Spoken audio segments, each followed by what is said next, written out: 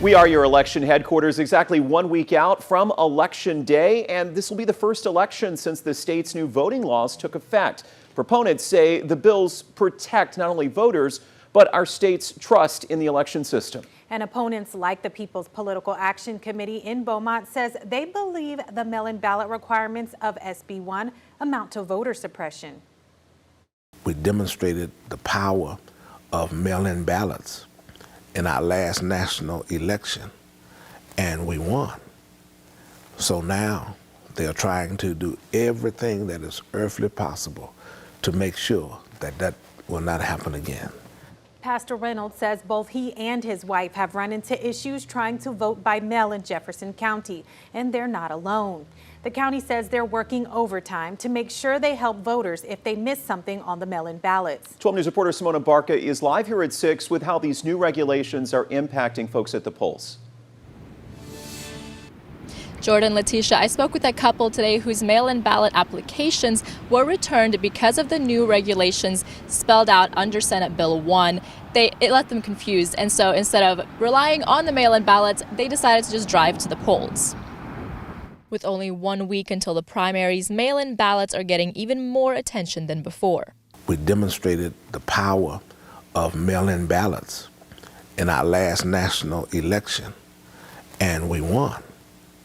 So now they're trying to do everything that is earthly possible to make sure that that will not happen again. And that's what Senate Bill 1 is all about. For the first time in history, absentee ballot voters are allowed to cure any defects in their ballot. So if their ballot is rejected for any reason, they're given the opportunity to fix that. These primaries are the first election under the new election laws in Senate Bill 1. Under the new law, voters must send in a separate form to request mail-in ballots, provide their social security or driver's license number, and if something is wrong with the application, it'll be returned so they can fix it. But some voters, like Pastor Reynolds, president of the People's Political Action Committee in Beaumont, say these additional requirements are a form of voter suppression. I was one of those who marched in the 60s to get the right to vote.